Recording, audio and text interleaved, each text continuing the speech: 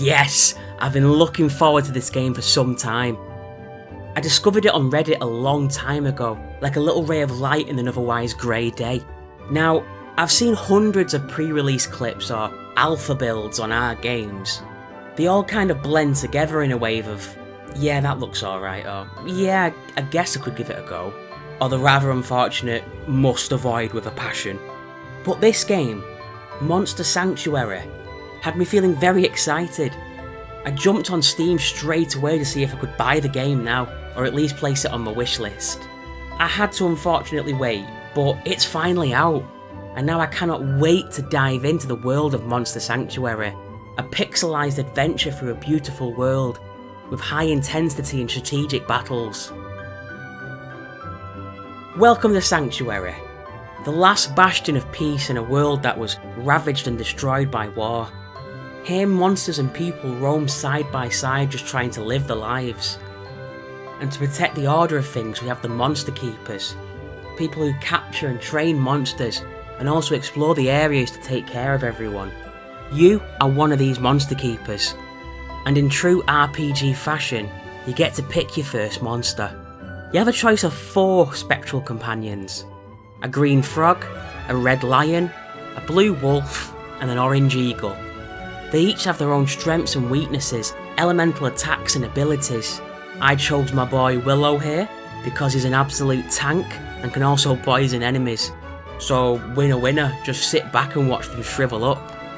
Now, your companion is your family's oldest monster, who's been around since the birth of Sanctuary and acts as your ally and mentor for the story.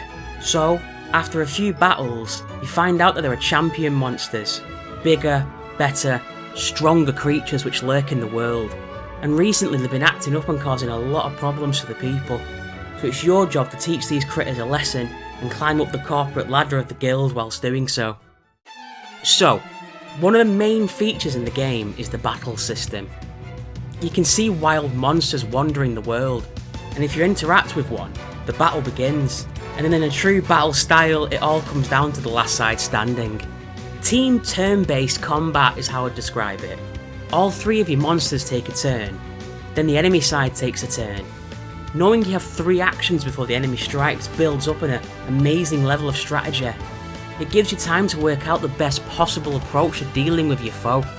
I tend to buff my healer, then burn and poison my opponents so that they're on the back foot before they even start.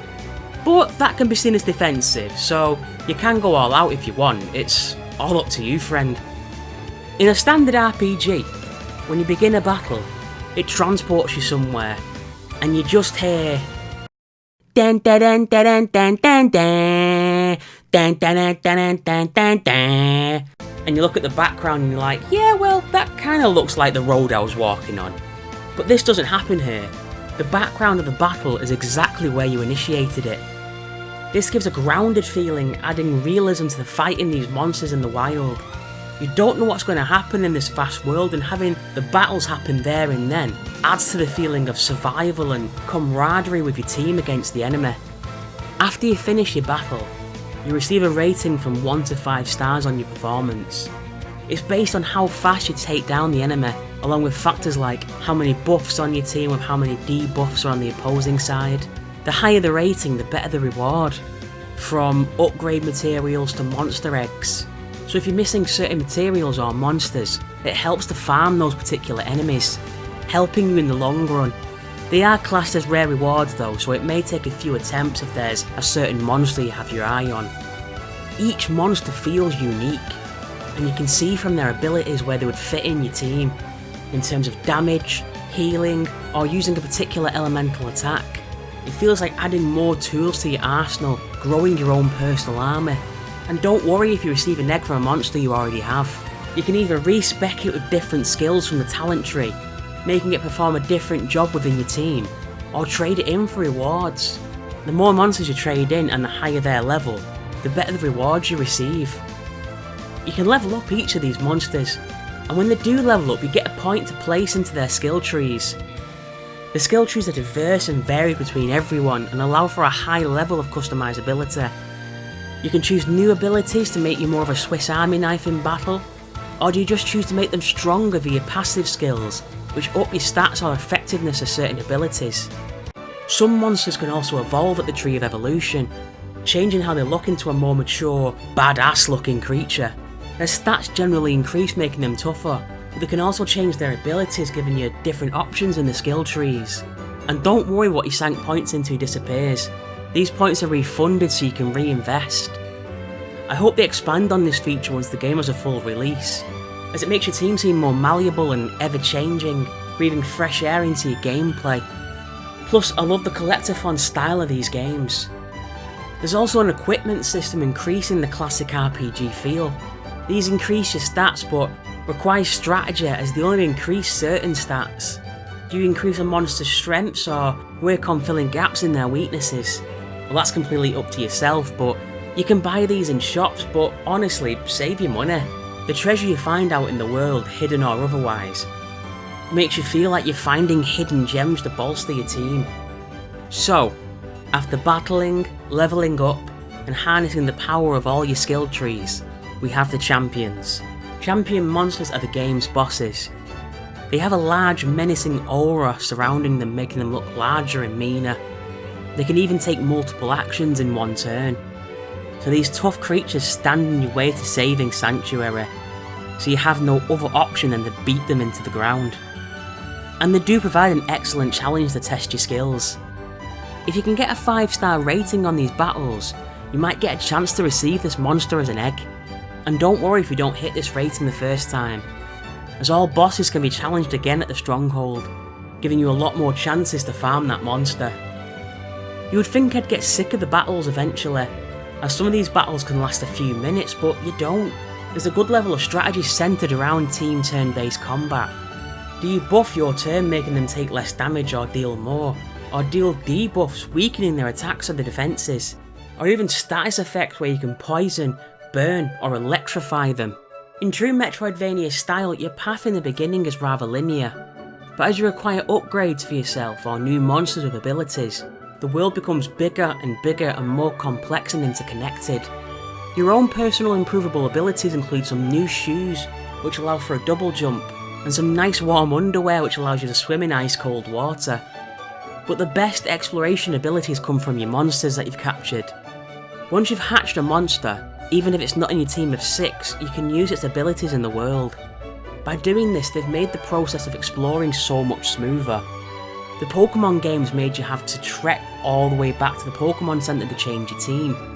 Monster Sanctuary simply lets you go into your menu and shift your team about. This polish so early on in the game is just so appreciated. The abilities you can use tend to either show hidden passages or reveal treasure for you to use. These can be accessed via tackling into rubble, flying over obstacles, creating rocks for pressure switches, burning or slashing vines out of the way, or using elemental attacks to activate ancient switches and open new paths. As you build up your monsters, it just becomes easier to pick a direction and then go off and explore, going back on yourself with new skills and finding treasures, hunting down monsters that you might have missed. In a game like this, movement and exploration is key to enjoyment, and this game succeeds. And you can also tell that the soundtrack was crafted with love. Each area has a perfect accompaniment with great 16-bit melodic tunes that I never got bored with. And it's the little touches that go a long way.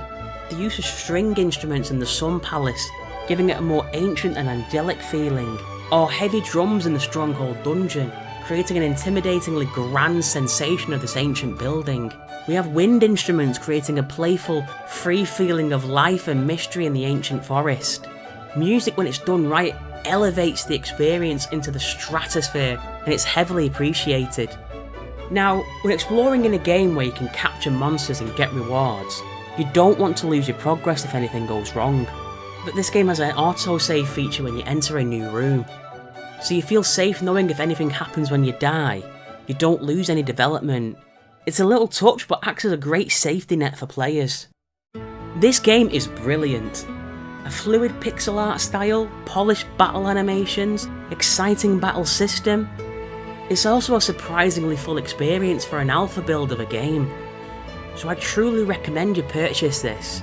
Not only is it fun at the moment, but will act as a great investment for what this game will become.